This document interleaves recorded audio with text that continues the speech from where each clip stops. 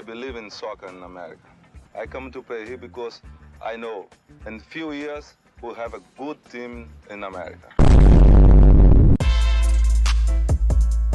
Football in North America has been steadily improving over the past few years, but for such a wealthy and sports-orientated country, much of America is strangely not interested in the most popular sport in the world at all, which presents a bit of a dilemma.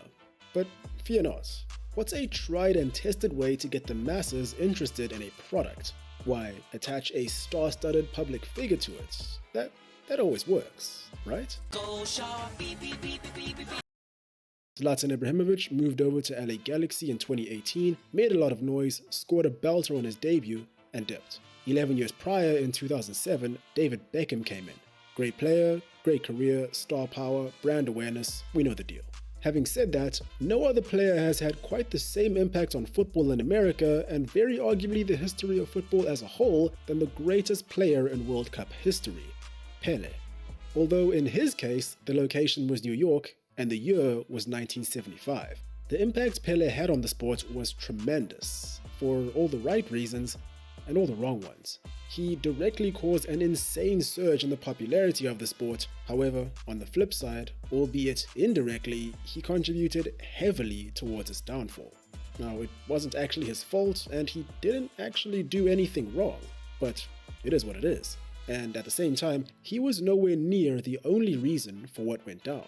Today, we're going to talk about Pelé. We're going to talk about when football really started to take off in the States. And we're going to talk about how it crash landed and is still feeling the effects of the blowout to this day. We've got a lot to unpack. With that being said, what happened to football, soccer, in America? Yo, what's going on guys? Really hope you're all doing well. We're going to go way back in time for this one. I've been meaning to cover North America and the history of football in the land of the free for some time now. So, what better place is there to start with this one than the very beginning? Our story starts all the way back in 1967. Just to avoid confusion, I'm going to have to refer to the sport as soccer for quite a bit of this one. All the purists out there, you're going to have to forgive me. I don't want to do this. I have to.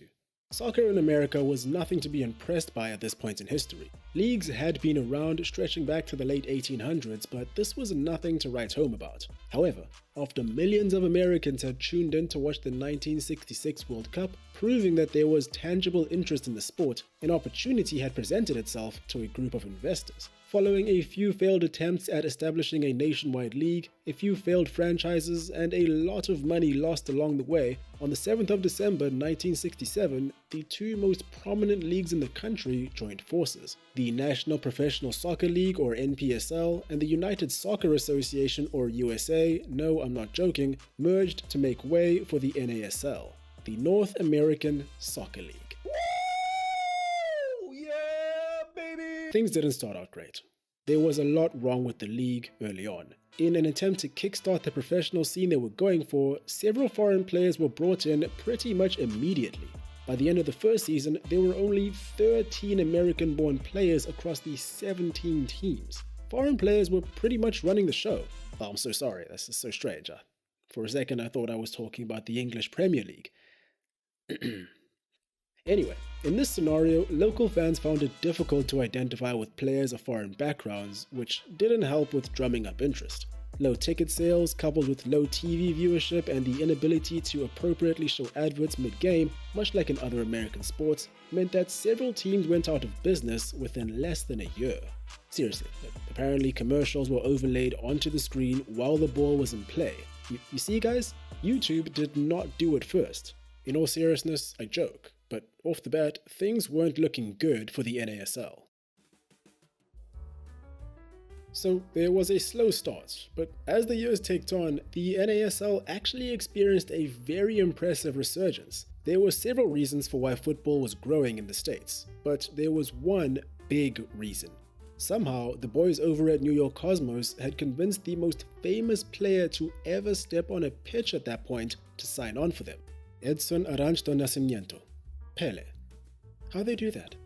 At the time, this was a peculiar move for a few reasons. First off, Pelé had already retired from professional football a year prior in 1974. He turned down offers from giants in the game such as Juventus and Real Madrid to hang up his boots. Second of all, nobody outside of America had ever even heard of the club he was signing for. And third of all, North America? Really? The country whose professional league was only 7 years old at the time? Strange. But upon the realization that, according to the New York Times, he was paid $4.7 million to play for them over a 3-year period, things began to make sense. The media behemoth Warner Communications, and more specifically their CEO Steve Ross, were responsible for funding and founding the Cosmos. Naturally, they, and more specifically he, were the culprits behind luring Pelé to North America. And if you're even half familiar with the Warner name at all, you already know they had the cash to make it happen. Another thing to remember is that, despite the fact that he was a 3-time world champion, had countless individual and team awards to his name, and was almost unanimously thought of as the GOAT at the time, there wasn't all that much money in football in the 50s and 60s. In this contract, he was set to earn more money than he had ever earned in his previous near 2 decades of football. By a lot. This was a mega payday and a huge win for Pelé. Likewise, this was a huge celebration for the NASL and the Cosmos. Pelé gave the league the credibility that it had been craving from the jump. He essentially forced everyone to take the NASL seriously. Before Pelé arrived, according to award-winning sports writer Gavin Newsom, soccer in the United States was dying a slow, painful, and largely unnoticed death.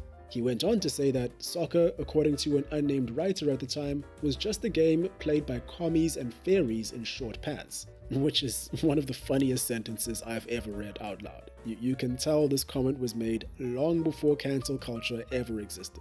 In any case, when Pelé stepped in, even though the vast majority of Americans were not interested in soccer in the slightest, the vast majority of Americans had very much heard of Pelé. And remember, this was the 70s. There was no Instagram, Facebook, or whatever where we could see players just being normal human beings. This guy was a mythical beast to the general public, and everyone needed to see him live to confirm all the stories they'd heard. The result? America's interest in soccer surged overnight, and what followed was undoubtedly the most iconic period for the sport in the country's history. The season before Pelé signed, Cosmos had finished bottom of their regional division with a record of 4 wins, 2 draws, and 14 losses. A 25% win rate. When my man arrived, they only did slightly better, finishing 3rd with a 45% win rate. They were improving, and the silverware would soon come, but it's not like any of that really mattered. What mattered was what was happening off the pitch. Soccer was the talk of the town, and again, to quote Gavin Newsom, the impact of Pelé's signing was seismic. Before, they had given away tickets with Burger King vouchers and bumper stickers. Now, they had to lock the gates when the ground reached its 22,500 capacity. The Cosmos' average attendance per match per season went from about 3,600 in 1974, the year before Pelé arrived, to just under 48,000 by 1978. This is what we call the Pelé effect. And the man still had it too.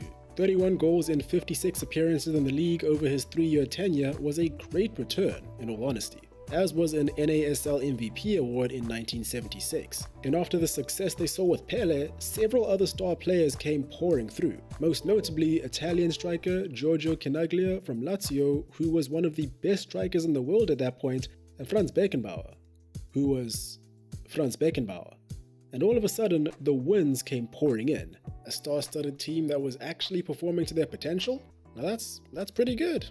It's pretty good. Unless they're trashing your team, that is. If that's the case, please stop. Anyway, these guys were winning all of the fans. They were essentially rock stars. You know how celebrities are always spotted courtside at NBA games? Well, when it came to the Cosmos, it was no different. Everyone wanted a piece of them. You already know Drizzy Drake would have been there had he been around at the time. Instead, he had to settle for supporting... Moving along, the fact that many of the players were foreign was actually seen as a badge of honor as opposed to how foreign players were perceived only a short few years prior. We transcended everything. Every culture, every socio-economic boundary. We were international, we were European, we were cool, we were Americans from the Bronx. We were everything to everybody. The words of Shep Messing, the Cosmos goalkeeper at the time. And in 1977, they finally went all the way. New York Cosmos were the Soccer Bowl champions. Yes, I said Soccer Bowl. Don't laugh. It's a perfectly normal name. Hey, I said stop laughing. Anyway, times were good. This wouldn't last for long though. The 1977 win was a fantastic victory for the Cosmos. They had finally lived up to the hype, and they weren't done just yet. I say this because they went on to win the top division title 3 more times in the next 5 years. However, the 77 season was also the last season in Pelé's 3-year contract. For the second and final time, the great man hung up his boots. And unfortunately for the NASL, almost all of the interest and momentum that the Cosmos had built up in the 3 years prior, much like Pelé, had disappeared. Not immediately though. Here's a chart showing the average viewership in the league immediately after Pelé left his post. We saw this chart earlier. Not bad. It actually went up, as is expected when you're the reigning champions. Coincidentally, this is also a chart of the increase in plastic in New York over the year. Who would have thought? Anyway, 1 year later, 2 years later, 3 years later, This right here, this is what we call the Pelé effect. Pelé's departure, as well as the Cosmos and the NASL's lack of a star man, was a big blow. A blow that essentially kickstarted the beginning of the end for the NASL. Pelé's departure was of course a big reason for the end, but there were a whole host of other, more significant reasons for why the walls came tumbling down. In short, the fall of the NASL can be broken down into 4 main categories: too much hype, too much spending, not enough regulation, and a blatant disregard for the traditions of the game. Let's start with number 1, too much hype. The NASL was growing at an incomprehensible rate in the second half of the 70s. TV deals were being agreed, stadiums were being packed, and the promise of a growing monetizable audience was becoming very, very real. Jackpot, said almost everyone whose money was already tied in the league. Furthermore, everyone had seen what Cosmos did in signing Pelé and decided that this model was a winner. Johan Cruyff, Georgie Best, Carlos Alberto, and a whole host of others were signed by other clubs in an attempt to get their piece of the pie. And the league's commissioner, Phil Woosnam, aggressively increased the amount of teams in the league from 18 to 24 in 1977 to reach as many markets and demographics as possible. However, instead of expanding, they probably should have been examining the popularity and performances of the teams already in the league. The average attendance of Cosmos matches in the 1978 season was the highest of any team in NASL history. That's good stuff. But the average attendance of the remainder of the league, not counting Cosmos, was less than a quarter of that. Ironically, when compared to the rest of the league, attendance and ticket sales didn't matter all too much to Cosmos. Remember, they were backed by Warner Communications, so they essentially had an unlimited amount of money that they could burn through without remorse. The rest of the pack, however, did not. Too much, too fast. Which brings us to point number 2. To quote Jack Daly, the San Diego Sockers owner, great team name by the way, it became fashionable to chase the Cosmos. Everyone had to have a Pelé. Coaches went around the world on talent searches, forcing the prices up. And to make matters worse, not only were the majority of the foreign players brought in the twilight of their careers, but new regulations advocating for more North American-born players to feature in each team meant local talent became more expensive. Oof. Again, to quote Daly, our hype tried to present the NASL as a new NFL when we weren't ready. And again, rather ironically, on average, 40% of an NFL team's budget at the time went towards wages. For the average NASL team at the time, that figure was over 70%. Too much, too fast.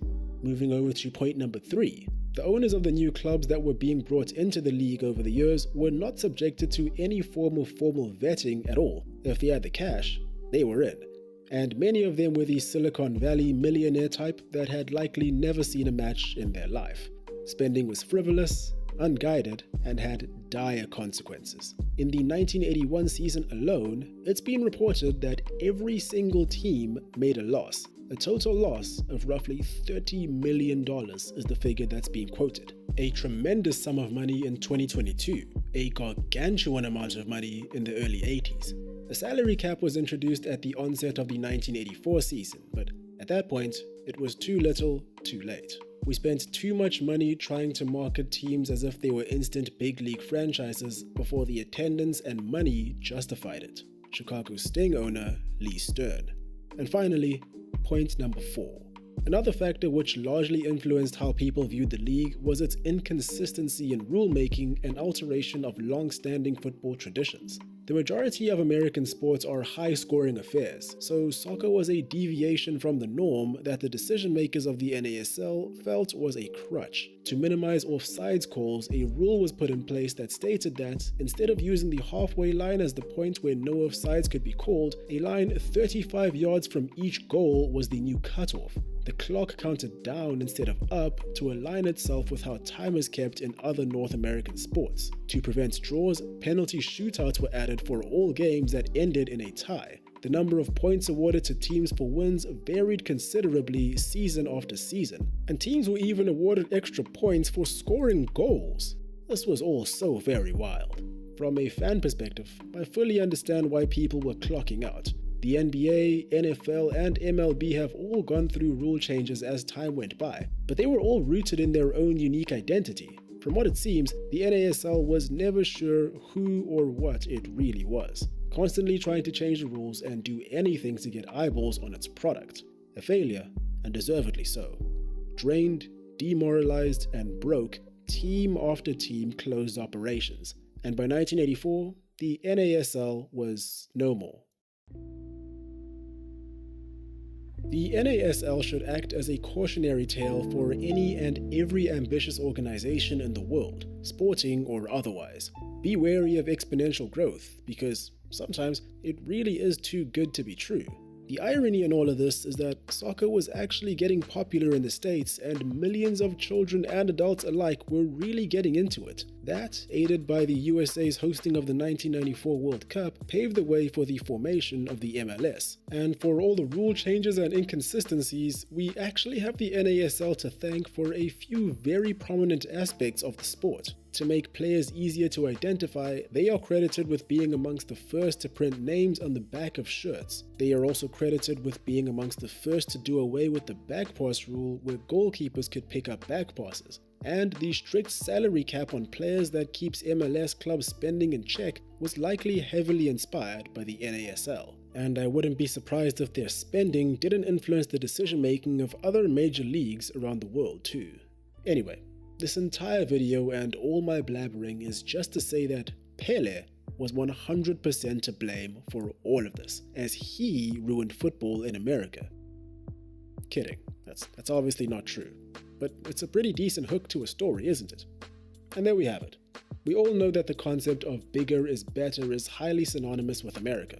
One of my main takeaways when looking into this one was that if the organizers of the NASL had been a tad more cautious about how the league operated and Americanizing the game, who knows how prestigious the league could have been today. Perhaps the US could have been the hub for world football and not Europe. It's food for thought. But as always, my opinion doesn't matter. What do you think of the rise of the NASL?